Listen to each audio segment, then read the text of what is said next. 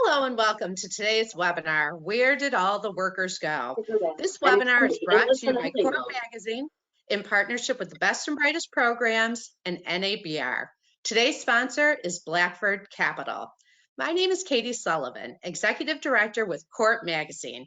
Before we get started, I have a few announcements. Today's webinar has been approved for 1 continuing education credit with SHRM and HRCI.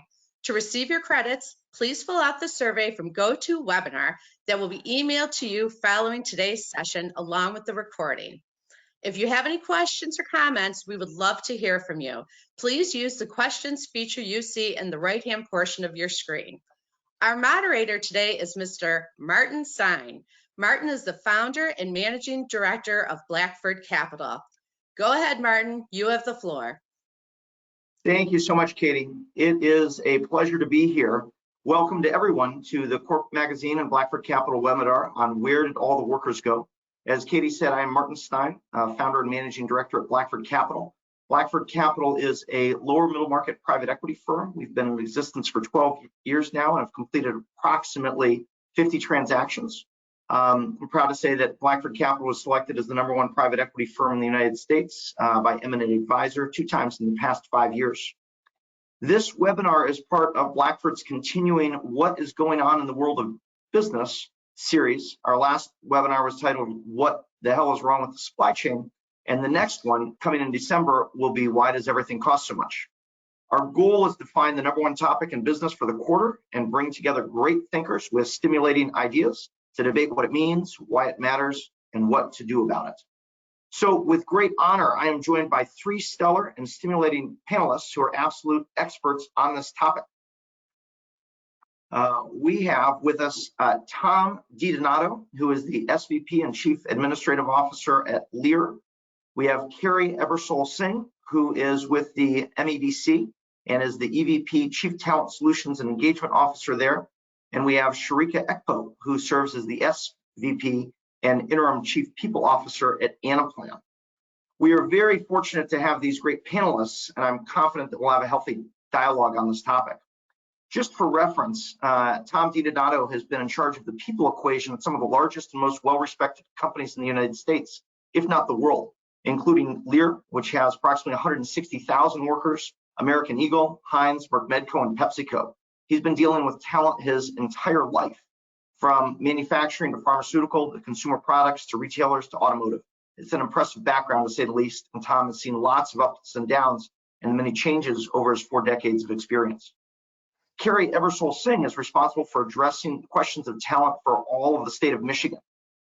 More specifically, she works to create an environment in our state where workers and employees, individuals and corporations can be effective. She's directly responsible for ensuring that Michigan not only tackles this talent challenge, but excels at it. And Sherika, who currently leads diversity and inclusion at Anaplan, similarly has been wrestling with questions about effective talent management and strategy for her entire career.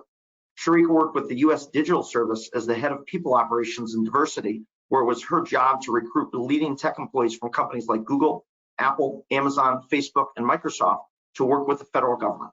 That's a challenge for sure. So we have gathered the panelists with large company backgrounds, a public policy experience, and dynamic tech companies, all of whom have been wrestling with the questions of employee engagement for decades. And I'm very excited to hear their comments on this topic. Before we get into their thoughts, I'm going to lay out the groundwork for our subject matter here and go through a few data points. Specifically, we're looking at how big of a deal is this? Well, in fact, it's a pretty big deal. We're going to talk about what this means, and then our panelists are going to spend the remainder of the time debating the why, the how, and the what to do about it. So specifically, this question of where did all the workers go starts with the COVID situation that had. That was certainly the catalyst. At the height of the pandemic, we had more than 120,000 businesses that temporarily closed and more than 30 million workers that were unemployed. That was the highest level since the Great Depression, going back literally to a 90-year high point. And as our nation wrestled with COVID, got through it, returned to normal, and I say that with quotes, more jobs became available and more employees got back into the workforce. Last year in 2021, employers ended up adding an unprecedented 3.8 million jobs throughout the year. That was a huge recovery, faster than the Great Depression by far, and substantially faster than the Great Recession of 2008 and 2009. But have things returned to normal? They have not. We have currently 5.2 million more open positions than workers looking for positions. To give context to that, in the United States, depending upon what statistic you look at, we have roughly 150 to 160 employers and workers in the United States. As you think about that, if we have roughly a 4% or 5% unemployment, that means we've got about 7 to 8 million people that want to work that can't. The current unemployment is around 4%. And that is consistent with historic numbers. Generally, it's been trending down, obviously, went up consistently during COVID. Well, today we're in a situation that we have 2.75 million fewer people in the workforce than in February of 2020. So that's a significant workforce reduction. One of the things that you might think about is, well, we had a lot of people from COVID that were ill and passed away or were unable to work anymore. That accounts for about 500,000. There are a series of structural factors that we'll be talking about that are a lot more significant, which has caused more workers to leave the workforce and open up more jobs than what we've had in the past. Today, in fact, our rates of women in the labor force are the lowest in the last 50 years. This is definitely an unprecedented time. So what did employers do to respond to this? Well, they started paying people more money. In fact, 96% of organizations in the United States increased salaries last year. That percentage increase is higher than it's been in the last 20 years. Not since the dot-com era, when the United States was on a massive growth trajectory, have we seen anywhere near this level of attention and effort to try and recruit employees. To be clear, how are they able to get this money? Well, the United States poured $5 trillion of stimulus money into the economy.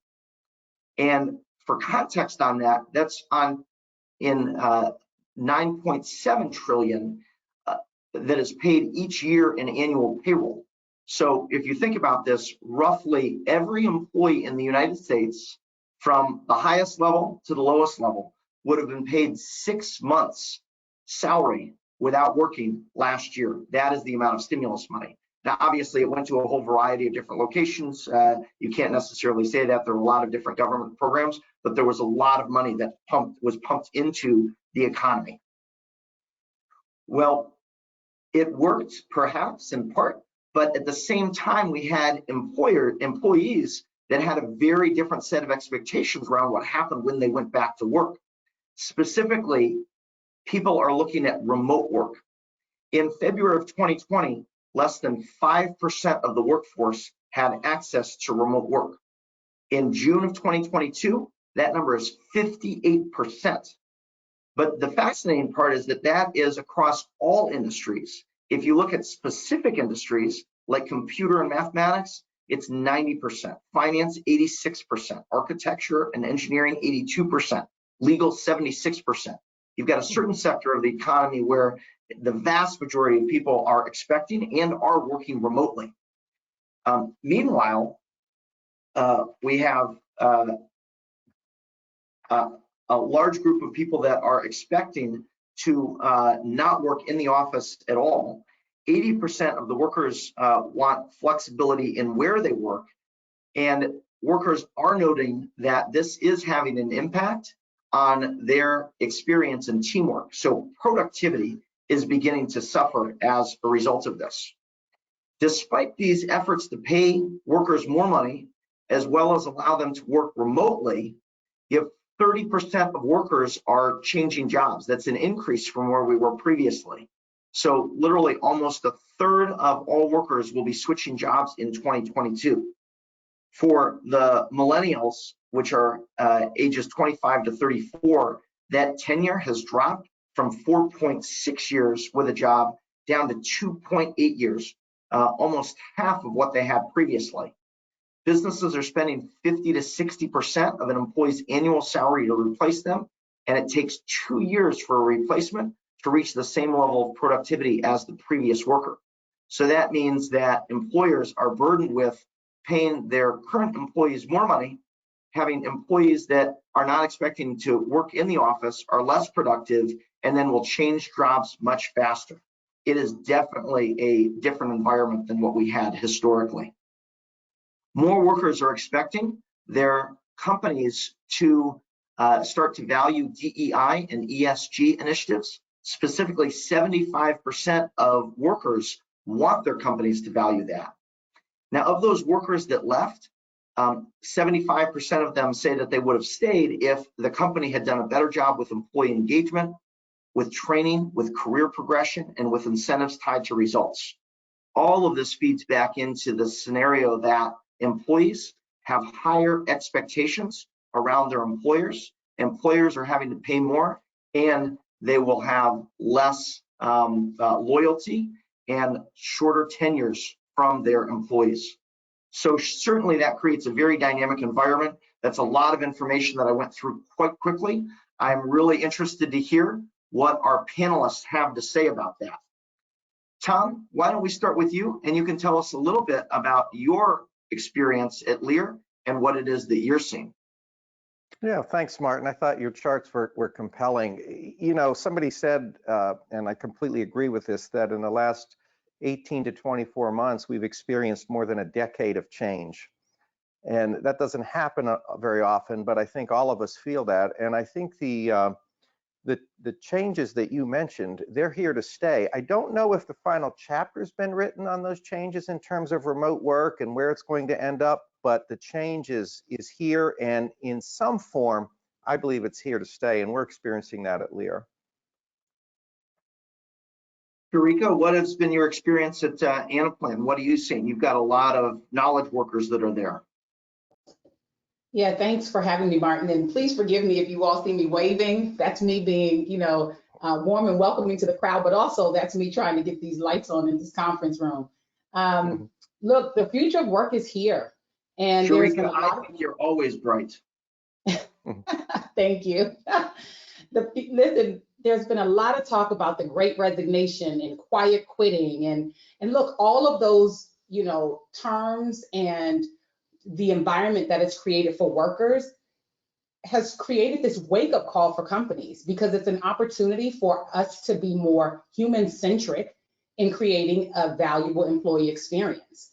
And the fact of the matter is, workers have a choice, and at Anaplan, our goal is to be the employer of choice. So we're really thinking about how we use our culture as a way to motivate our current employees, but also attract new ones. Because what we know is, based on what you just said, 75% of the workers want more employee engagement. And so I was reading a study the other day by Better Up, and it talked about high employee satisfaction being connected to belonging. So that belonging aspect is something that we're really focusing here on Anaplan. That's good. We'll come back to that a little bit more. Tom, you said we moved a decade in a year. That is very fast, and the pace of evolution is revolutionary here. Kerry, you're responsible for helping employees and employers in the state of Michigan respond to this. You've been doing this for a number of years, have a lot of experience. I'm curious, from your vantage point, how does the state of Michigan define this problem? And then later on, we'll be talking about some of the solutions that the state has put in place to help corporations in Michigan do better. Yeah, I just wanted to highlight a couple of things, on Tom's comment. Absolutely, I think we saw what the pandemic did was accelerate what we were already seeing trends in industry, whether that's automation or beyond. So it just accelerated those items. And I think, to what Sherika mentioned, I talk about value. In terms of humans, all of us, we want to be valued as contributors in our relationships.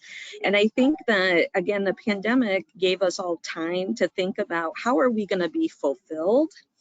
and how do I want to redesign my life and engage with my employer? How do I want to spend that time? I gotta say, to your last question to me, Martin, is there is no silver bullet for what we're facing. You know, I can't look a company in the eye and say, if I implement this one thing for you, all your needs will be met in your workforce. That's just not where we are. So you're going to see from the state of Michigan, you know, especially from the Michigan Economic Development Corporation, a focus of three things. One, we are going to be deeply partnering with companies in the state to understand what their needs are and how we can meet them. Now, that means, by the way, we're looking at a long-term spectrum of workforce and talent development starting in pre-K up through higher ed. So we want to tailor solutions, customize curriculum, and recruiting strategies to meet those. That also means deepening the ecosystems of needs. So when we talk about STEM and those opportunities, especially for younger kids to get engaged and inspired to participate in those workspaces, we need to not only help support them, but grow the ecosystem, not only from our educational system, our community partners, higher ed, government, philanthropy, and beyond. So really deepening these ecosystems to support the residents of the state of Michigan. And then, of course, attraction and retention. I can't leave this conversation without saying that in the great state of Michigan, we have a rich history of innovation. We have what you may have heard, the pure Michigan lifestyle that is very attractive. So all you listening out there, come visit, move here. It's all good if you don't already live here. We have a great summer and enjoy the winter. Snowboarding was invented in Michigan. Okay, I'll stop. Martin's about to cut me off. But I just want to put the marker down. We know we need to indicate the value proposition our state and our employers provide people in the state of Michigan, but also people that maybe are looking at a different affordable lifestyle that the state of Michigan can provide. So those are three areas that we're looking at outside of kind of the traditional things that you see amongst the workforce system. Nice advertisement for Michigan there, Kerry. That was excellent. So you've all shared a lot of big thoughts, right? We've moved very quickly here. Anaplan is trying to use culture as a tool or foundation for how you attract workers. And then, Kerry, you talked about, a fundamentally reconceptualization of how people are imagining work and the role of work in their lives. That's a really, really big topic area. Let's spend a little bit of time centered on that. And I guess more specifically, how did we get here, right? Surely we had COVID, and that's deeply affected us. It's had a lot of policies, but maybe we could get the perspective from you of, okay, so we have a global viral pandemic that has implications for health, policy, et cetera. Walk through the sort of steps of how we go from that to people completely reconceptualizing the role of work in their life. Sherika, do you want to start us off on that one? Yeah, sure. Martin, as you mentioned, COVID just really accelerated some of these changes. It didn't cause them, I think it just brought employee-related issues to a tipping point. And I'm not sure that we as employers were prepared to tackle these issues right away. But I will tell you, it amplified existing fractures in our system, such as childcare. You mentioned that there's an all-time low of women in the workforce. Well, yeah, because there's a worker shortage, especially with working mothers who can't find affordable childcare for their children. And as a mom of 3, I know that that's really important. How else did we get here? I think we talked a lot about remote work and employers needing to embrace that. But I think many companies have had some element of hybrid work for a while, but not to this level. And I think suddenly we had to think about how employees looked at their physical and mental health and their overall well-being in a different way. And listen, I'm in the Bay Area right now, and some people commute up to 2 hours to get to work. And if they didn't have to do that, then they would be more productive. They'll have more time with their families, so on and so forth. So I really just think that COVID accelerated some things, and one thing I want to share is that, I was reading a Gartner poll here recently, and it talked about the top 3 priority issues for business leaders in 2022. So CEOs, CFOs, and the like are all concerned about retention, hiring, diversity, equity, and inclusion.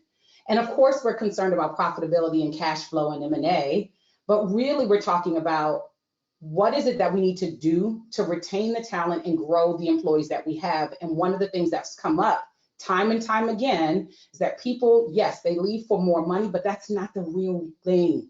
They're leaving for career development and advancement opportunities. And so when I think about that, at Anaplan, it led me to really invest in our talent. And I'm really excited to share that we have what we call a Women Achieve Leadership Development Program that is really centered around taking our high-performing top women leaders and preparing them and accelerating them for officer level positions. We're in our 2nd cohort of this wonderful program, and we've seen a lot of growth in the global development of our leaders. And so that kind of investment is what I think employers have to look to in order to really ensure that we maintain and attract the right employees. Sherika, that's great. I want to come back to that and talk about some of the techniques that employers are using. For a second, I want to sit on this, question that Kerry had put out there around, where does work stand in your life, right? And historically, right, most people spend the majority of their waking conscious time at work. We have the history books that say, a lot of last names, right, were derived from our particular profession. Well, it seems whatever that scale might be, if previously work was, a 6 or 7 on that scale, maybe it's dropped down to a 2 to 3. Kerry, is that an accurate representation of what it was that you were saying earlier? Is that one of the things that you're facing as a policymaker? Yes, I would say that, I've seen numbers as high as 30% of folks participating in the gig economy.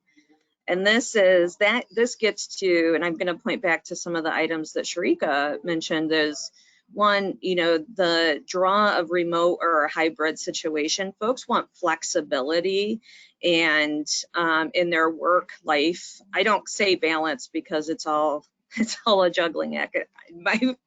That's projecting a little bit, but I say that flexibility is a key to the game, and looking at non-traditional formats. And what do I mean by that? I mean that, when we talk about childcare, there's about, in Michigan, in the state of Michigan, we have about 130,000 women that have not returned to the workforce. And we think childcare is a big piece of that equation. Are employers willing to do a part-time, a 20-hour a week for an engineer, to get to, you have to be thoughtful in terms of how you're thinking about how the work projects are going to actually happen, what that means for your teams and teamwork, et cetera. But are there non-traditional ways that can be attractive to get some of those folks back to the workforce?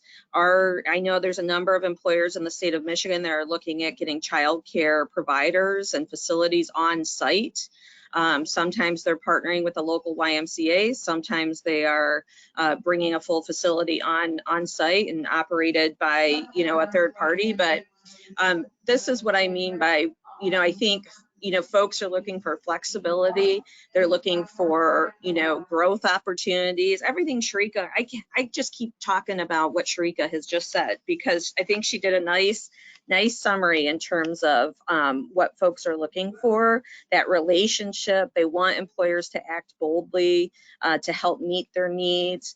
And I think, that relationship piece, when we talk about retention, yes, having a gym on site so I can get exercise in, but also being able to work at home is good, or having opportunities for continuing education, which is the last item I'm going to say as a policymaker and as what we're looking at the state of Michigan.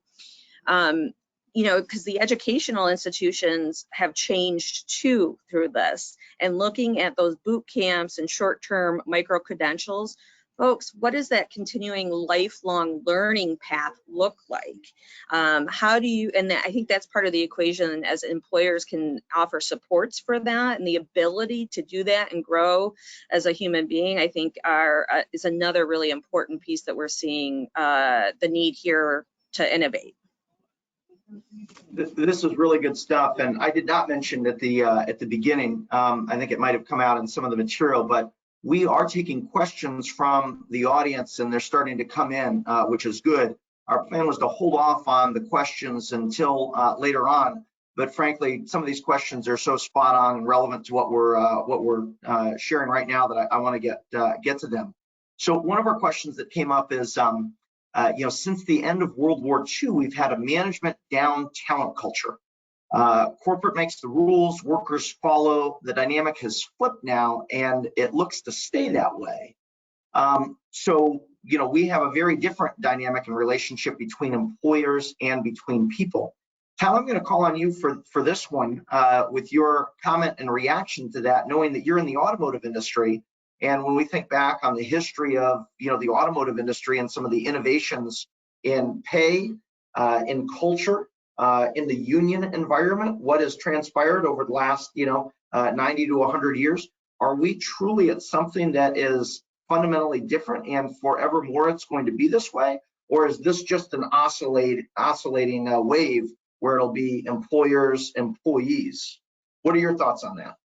Yeah, listen, I think Sherika and Kerry said some really on point things, and I think they're true for Lira as well. What I would tell you is, I think what COVID did was management as well as employees all learned something. Imagine if, 2018, people went into their boss and said, listen, I'd like to work maybe a day in the office and 4 days at home and pay me the same, and don't worry, I'll give you the same amount of work. I think they would have probably in most cases said, I don't think that's going to work for us. But everybody learned something. We were forced to go to a different model, and I think employees realized, you know what, I'm just as productive in many cases, and this works from a family style, as Kerry and Sherika mentioned, and it works. I don't have to be in the office necessarily till 5 o'clock or till my boss packs up and leaves, and this has worked. And frankly, I think bosses realized, you know what, I'm getting a lot out of these folks. They're not shirking their duties. They're working hard. I can be more flexible. However, what I would tell you is, in spite of all the changes we're talking about, and they're profound, and I don't think the final chapter is written, as I said earlier, there's a couple of things that I think are going to continue to be critical. Number one is you have to invest in your leadership. I think leadership now is even more important because people have more options. So that medium level leader who people don't really follow that well, or the bad leader, their history. You can have a gym, you can let people, get a free Uber, you can do whatever you'd like. They're not engaged, they're going to leave. And I mentioned this to you once before. One of the things that makes me crazy is the old bromide that you learn just as much from a bad boss as you do a good boss. That's total nonsense. Total nonsense. You don't learn anything from really bad bosses. You learn maybe what not to do, but you probably wouldn't do half those things anyway. What you tend to do is survive.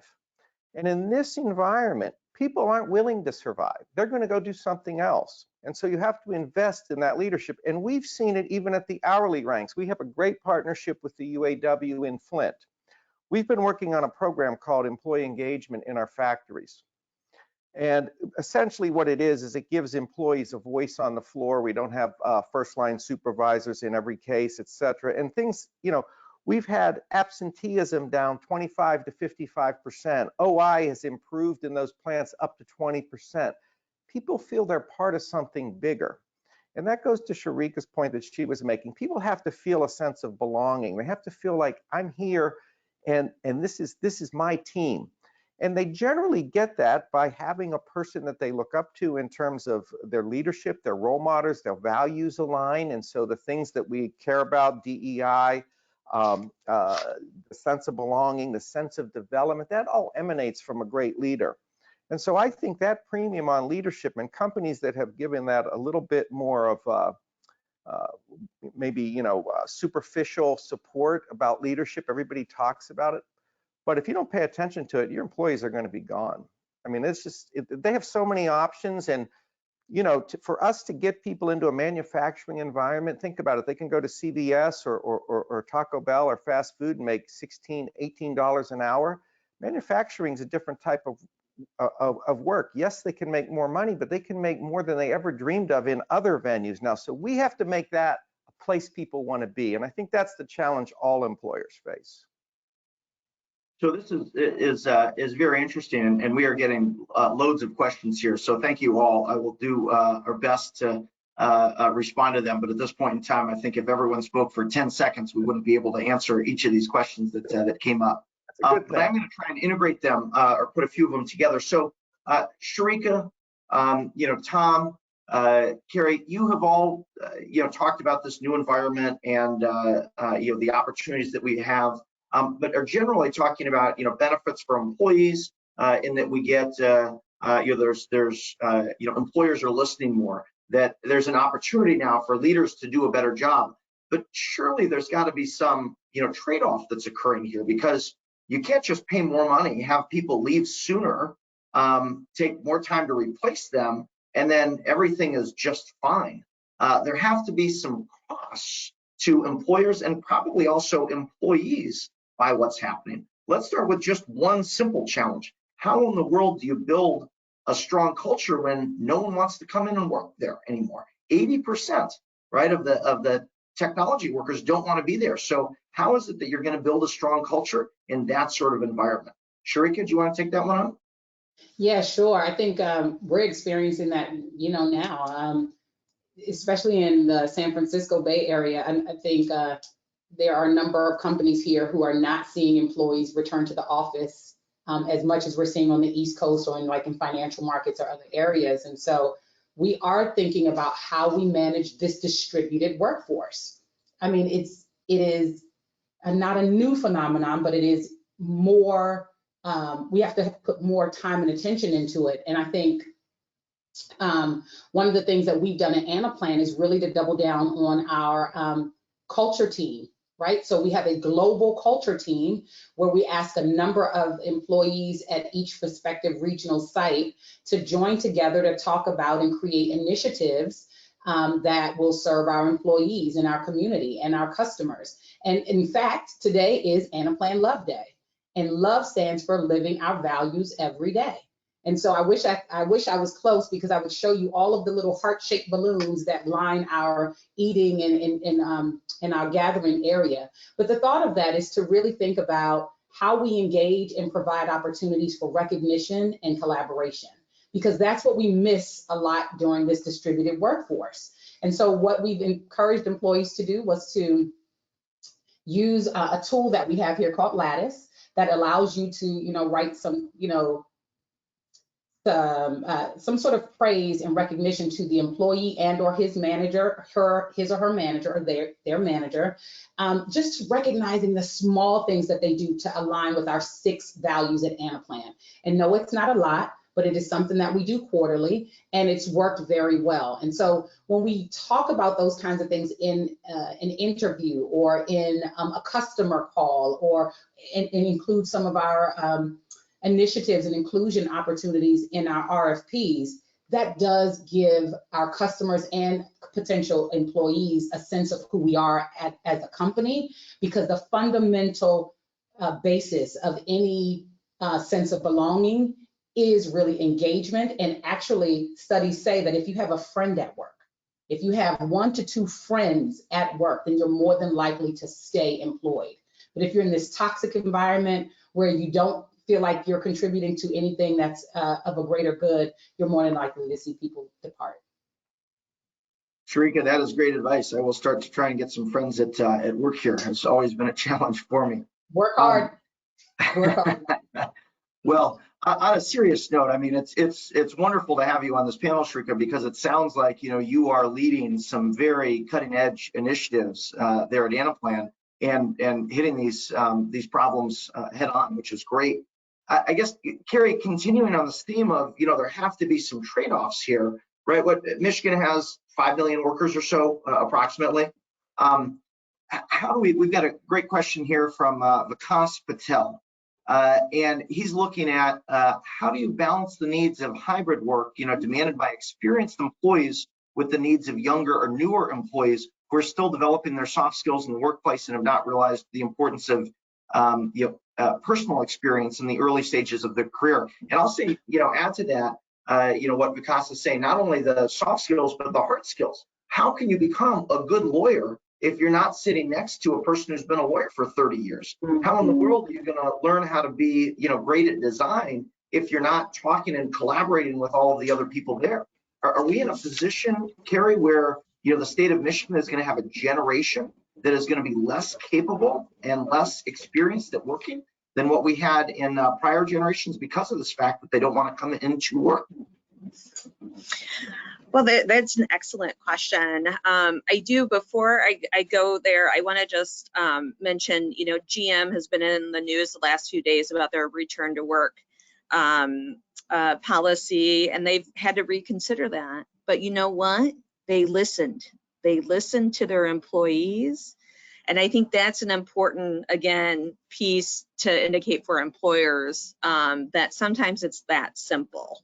So I just wanted to kind of tag team on the last question and mention that recent example. Now, what can we do? I'll tell you some of the items that we're looking at, because you totally realize some of the, that question around soft skills and how can younger employees obtain those. I think we got it. This is another area we got to start sooner. And when we look at, again, the, PK-12 experiential learning that has to take place, there's still technicians that need to be on the floor with their equipment, and we need job shadowing, engineers and teams. I know we're talking to, another great Michigan employer outside of Lira here on the phone here. No one says phone anymore. We're all video, but that shows my age. Is Denso, we talk very frequently about job shadowing. How do you get high schoolers that may be in a STEM program or robotics program that can come in and job shadow earlier, before they get hired? That creates an opportunity for two things. One, folks can test if this is how they want to spend their days and work, right? Two, it allows employers to start building a relationship with young talent coming through school. We always talked about kind of, high school recruiting and football. Guess what? That's what we need to do in the private sector now when we're thinking about our next generation of the workforce. And I think creating those earlier opportunities, again, will kind of inform some of those soft skills. And I think, and I got to tell you, this is something I'm thinking about with my own team. We are about to onboard a couple of additional folks here on our talent team at MEDC. And, we're in 3 different parts of the state, which is great for some geographic differences and to bring knowledge and resources to the table. But how are we gonna, we talked about our families meeting. When is that gonna happen? When are we gonna do that picnic or, go to a Michigan State tailgate? I'm making this up, but what are those opportunities that you can create where it allows kind of those bonding opportunities? Because I can tell you over my career, regardless of the policy area or what have you, relationships are built when you're in the trenches, when you're working on a project together. Those are the deepest relationships, and you may lose touch for a while and reconnect, but if you've been in the trenches with someone, that's going to serve you for a lifetime. So I think we have to be very intentional about bringing out those opportunities for the younger workforce. Yeah, that's great, Kerry. So Sherika and Kerry, we've talked a bit. Go ahead, Sherika. Do you have something to say? I want to ask a question to Tom here. Yeah, no, I was just going to say what Kerry was talking about is really creating those moments that matter. And I think employers have to get very strategic about drawing people in for a cause and a reason and actually reteaching them how to engage. It's almost like people forgot how to network and how to talk and how to collaborate because we're so used to doing it over camera and Zoom. So anyway, that's it. No, very good point. So Tom, we're talking here about some of the downsides that exist, and have really been looking at these knowledge workers and the breakout between them. We've got another good question that has come in that really is a response or reaction to what Kerry had said there about giving people for the hard skills and the job shadowing and so forth. You're in charge, as we've said, and sort of people equation there at Lira manufacturing 160,000 employees. So this question from Toby Curry is, feel that a lot of the discussion regarding labor shortages are the expectations that organizations become more flexible with work structures and routines. However, those are labor shortages as an office setting, but direct labor production workers are by far some of the biggest gaps that we have.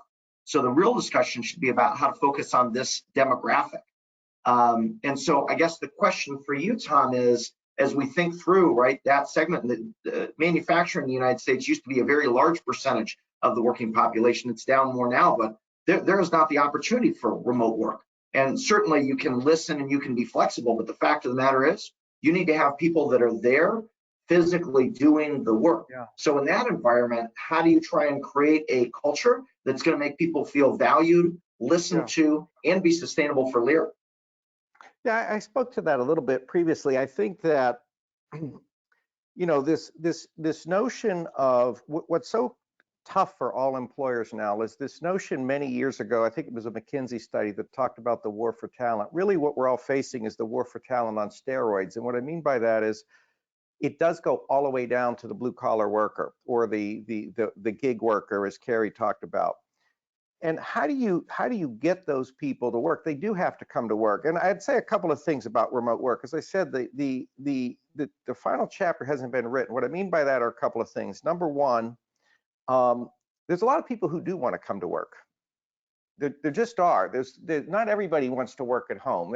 You'd be surprised. There's a lot of people who get a lot of energy from being in a dynamic office environment, working with really smart people, that lawyer that you talked about that wants to learn from somebody who's just a wealth of knowledge, and building those informal bonds that are so important in a career. On the other hand, what we've all learned is there are many jobs that work beautifully 100% remote. And there are some jobs that work with some remote, so a hybrid, a 3-2. Now, to get to your question, there's some jobs that don't work remote. And that would be, you're running 5 days a week, you're building cars or car parts or some other manufacturing environment. And so as an HR professional, what I actually like about that is it forces us, as well as other companies, and I mentioned this, we're working on that engagement, the quality of leadership on the floor, the development of people on the floor, the sense of belonging for people on the floor, instead of looking at people as disposable kind of widgets that can come in and you could almost give them numbers. That's not true anymore. We look at them holistically, their families, their needs. Many plants, we have physicians that help them with their healthcare needs, et cetera. And what we're trying to do is make them get a high affiliation with Lira, that they feel proud that they work here, that they'd be happy to bring their families to say, look where I work.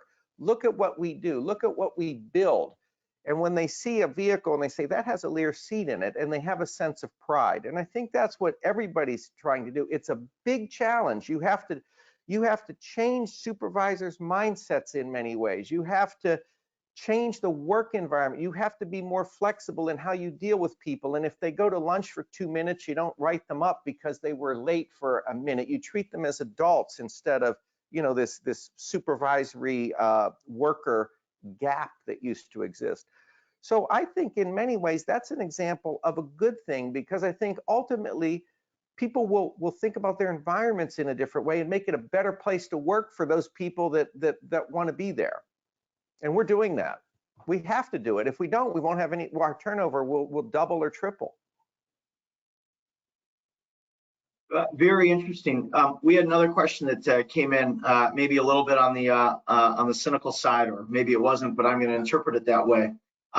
So we were here, and we're all old enough, right, these panelists, to know this, back in the late 90s and early 2000s with the .com era, where it was the first time people were able to bring dogs to work. Right, there were, let's set up an espresso shop there within the office. It was a movement towards more casual clothing that happened. and a lot of these, technology companies on the West Coast were the leaders in this. That wasn't that long ago. That was 20 years. And now here we are talking again about the, workers and how, they've got the rights and we've got to create more flexibility. Well, I'm sure there was, well, maybe not a webinar, but I'm sure there were some panels at that point in time that were asking the same questions then. And here we are. So is history doomed to repeat itself? Why did we lose that set of, guidelines and principles? And now we're talking about the same set of topics again. Kerry, do you have any thoughts on that? I was first gonna say, like, fashion, it gets recycled every 20 years. Is that the punchline of the question?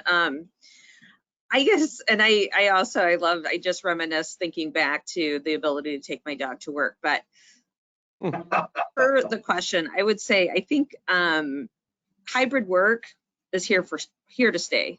I think that expectation and again, this period that we've gone through with COVID-19, and it's been a long 2-3 years, right? And I think the imprint that has been made upon individuals and families, I just don't see this being a fad. At least that portion. But I agree, Tom has said this a couple of times, and I completely agree. The final chapter isn't written. I think that there are elements like, I'm betting on hybrid work as something that is going to be an expectation and here to stay. But I think there's other things that we will see kind of evolve, as we continue to come out of this pandemic.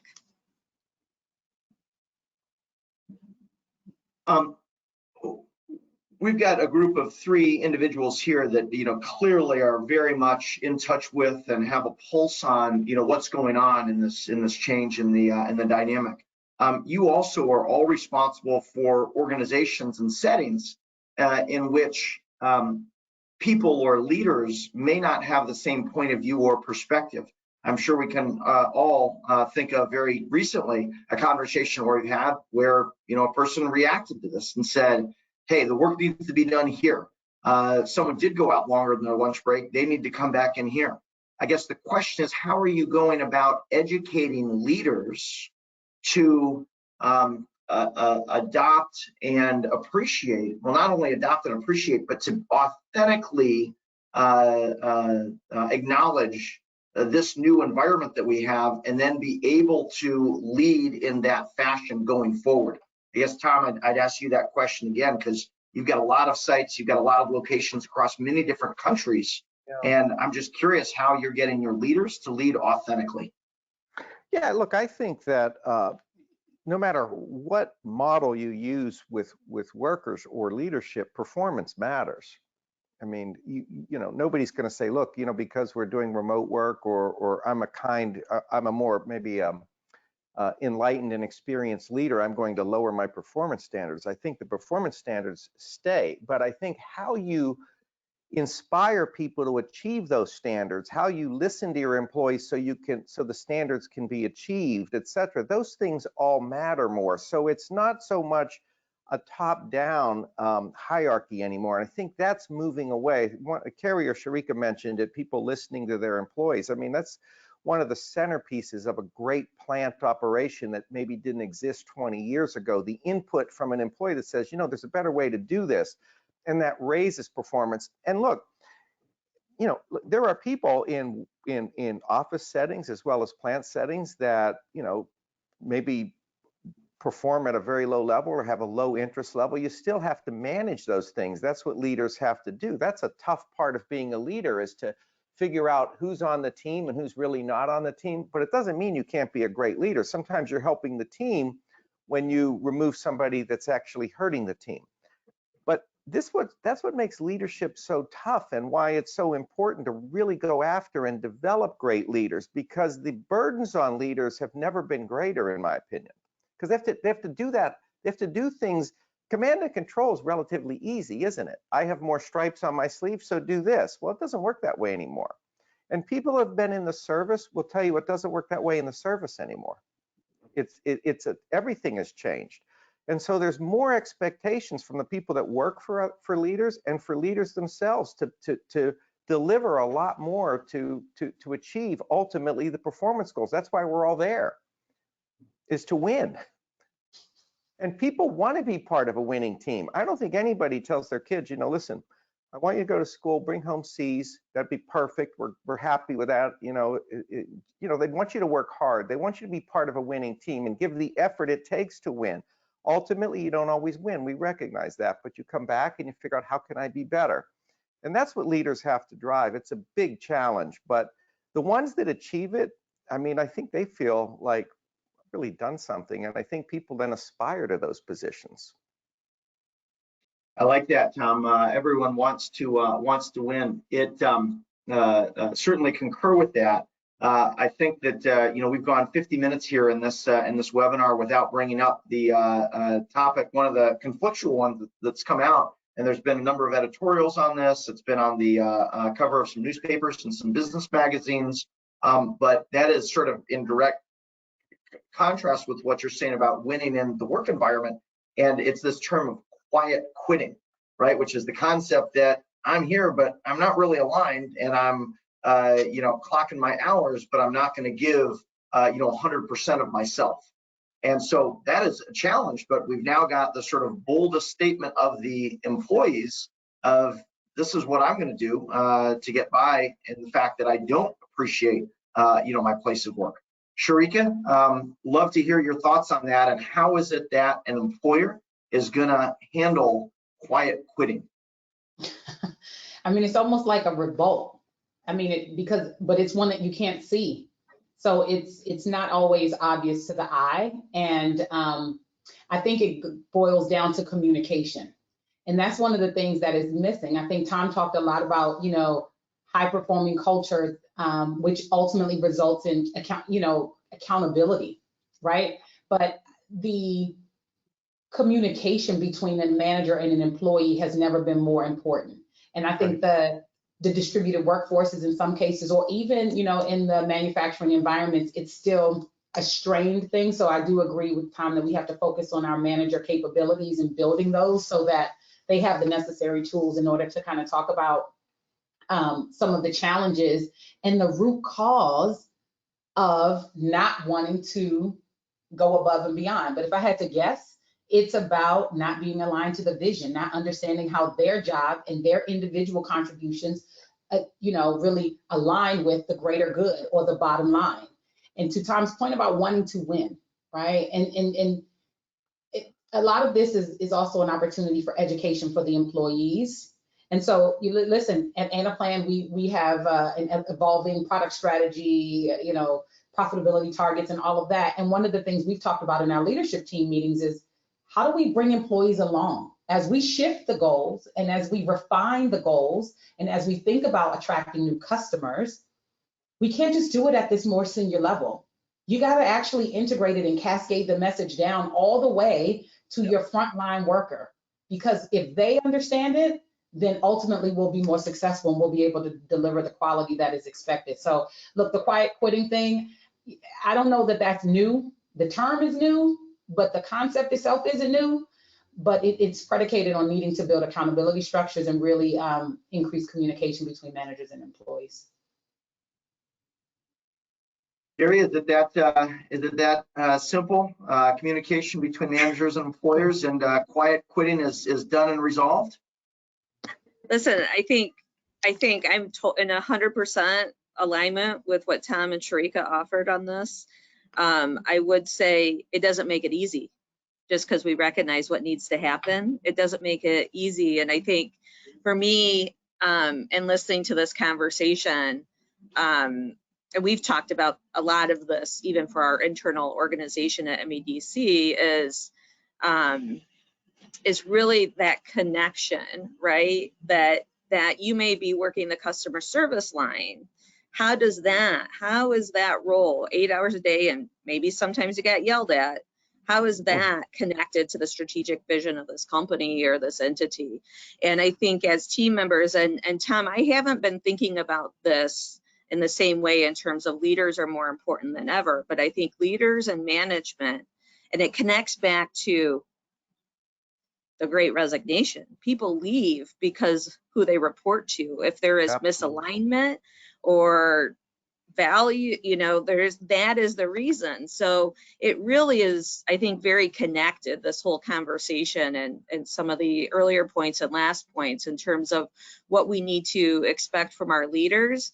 That, to me, arguably there is no quiet quitting. There's only maybe bad managers. That would be a succinct, maybe controversial statement. I don't know, but I think there's an argument. You're up here, Kerry, with 5 minutes left. No quiet quitting, only bad managers.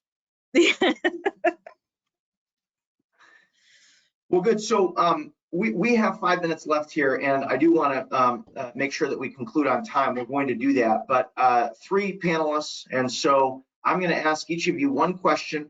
And then I'm also going to ask you to sort of summarize the most important message that you'd like to give to our listeners here. But one question for each of you. We'll try and keep your answers, quick and brief here, and then summarize it. And then I will pull it all together at the end here. Look, it's been a dramatic acceleration, perhaps an acceleration of the inevitable with respect to, and Tom, as you said very early on, 10 years, in a year that we had here. And we've got, an onus and a burden on organizations, a welcome one perhaps, that they need to think of new ways of how to handle this. So, Tom, how do you know that what Lira is doing is actually working? How can you tell? Yeah.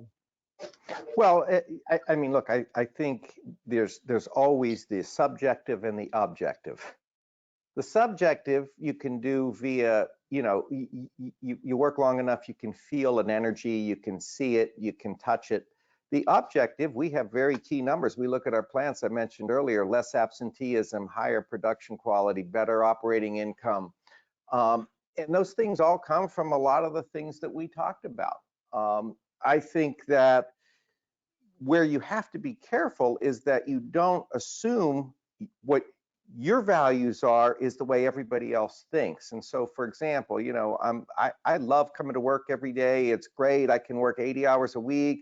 I love, getting loaded up on my desk so I have to work, over the weekend. Not everybody thinks like that. And if you think that that's a great environment, well, you'll be lost as a leader, as I mentioned before. So, look, I think you have to be plugged into your organization. And there's not a great HR person in the world or a great senior executive who's not plugged into their organization. If they're not plugged in, they're going to ultimately fail. So the way you plug in is that those instincts, the subjective side, as well as measuring objectively. You can do surveys, you can look at your numbers, and pretty soon you'll come to a conclusion that says we're on the right track, we're winning, or we need to change our direction because it's not working. And all companies, I think, at some point go through that. Hey, I think we need to make a shift change here because we have some room for improvement. Excellent. Thank you very much, Tom. 2 minutes left, so we're going to go really fast. Kerry, for those companies that want to win, how do they get connected with programs in the state of Michigan? I would say you're not going to find a state that's going to out hustle us here in Michigan. So whether you're a company or resident, we're happy to patch you through to opportunities to obtain new credentials, certificates, finding pathway. We just passed a huge scholarship yesterday here in the legislature. So there's a lot of opportunities to pave a pathway for credentials for folks, residents of the state of Michigan. And then for our employers, MEDC, we are here for a deep partnership. If you're facing a challenge, we want to partner with you. We are taking no prisoners, for lack of a better phrase. And we know, as I'm sitting in an airport, we function in a global economy, and we're here to make the right policy decisions and get the financing that is needed to pave some of the needs that we have. So. Wow, Kerry, I like that. Some of these policy statements, there is no quiet quitting, just bad managers, and state of Michigan will take no prisoners. Sherika, 1 minute left here. What is the message that you would like to convey to all of our listeners here? What is the thing that they should take away from this webinar? Listen, I would say lead with empathy and listen to your employees. I want to leave you with 3 C's.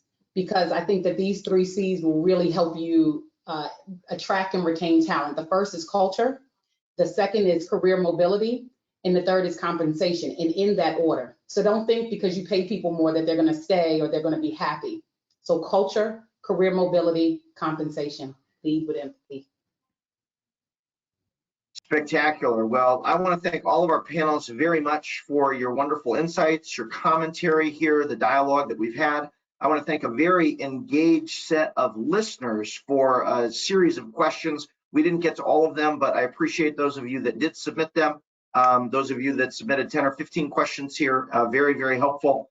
And it is wonderful to continue our dialogue about some of the biggest issues that are affecting business. And I hope everyone comes away from this with a strong and better understanding of where did all of the workers go and what to do about it. Thank you all so much for your participation. Thank you. Bye.